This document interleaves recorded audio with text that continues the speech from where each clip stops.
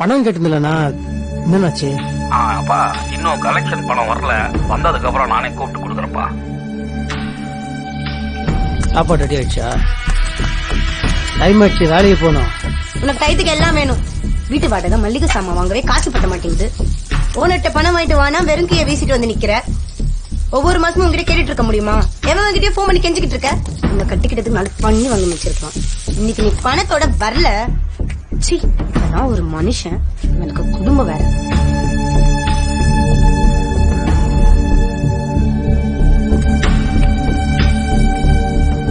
தினமும் இவளுக்கு இதே பொழப்பா போச்சு. உள்ள வேலைக்கு கிளம்பும் போது திட்டி திட்டி அனுப்புறா. ஆமா, திட்டுறதால உன் பையனுக்கு அப்படியே ரோஷ கிஷம் வந்துட போகுது. இன்னைக்கு நைட்டு குடிச்சிட்டு தானே வரப்போறான். ஏதாவது பேசு, சோறு தண்ணி இல்லாம பண்ணிடுறேன்.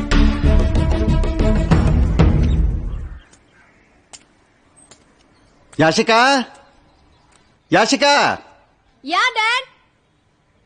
சீக்கிரம் ரெடி ஆகமா. நீ கிளம்பினாதான் நானும் வெளியில கிளம்ப முடியும். எவ்வளவு நேரமா வெயிட் பண்ணுவேன், நேரம் ஆகுதுல்ல. Sorry dad, I'm coming few minutes. சீக்கிரம் சீக்கிரம்.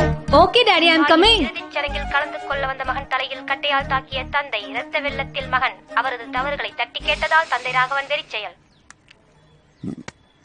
நாடு நாசமா போச்சு.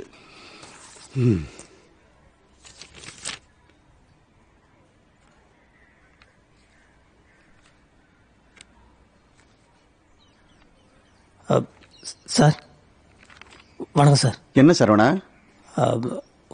ஒரு 10,000 ரூபா அட்வான்ஸா வேணும் சார், அர்ஜென்ட்டு. போன வாரம் தானே அட்வான்ஸ் பண்ண வாங்கினேன். என்ன இது, ஒவ்வொரு மாசமும் சம்பள தேதிக்கு முன்னாடியே வந்து அட்வான்ஸ் வாங்கிட்டே இருந்தா என்ன பார்த்தேன்? இது வாங்குற பணத்தை என்ன பண்ற நீ? இல்லப்பா, இனிமே சம்பள தேதிக்கு முன்னாடி நான் வந்து உனக்கு பணம் கொடுக்க மாட்டேப்பா. நீ கேட்டப்பெல்லாம் உனக்கு நான் வந்து பணம் கொடுத்தேன் பாரு, அது என்னோட தப்பு.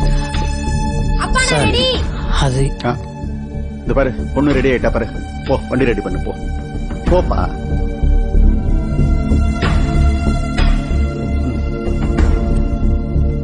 உன்னை கட்டிக்கிட்டதுக்கு நாளை பண்ணி வாங்கி வச்சிருக்கேன்.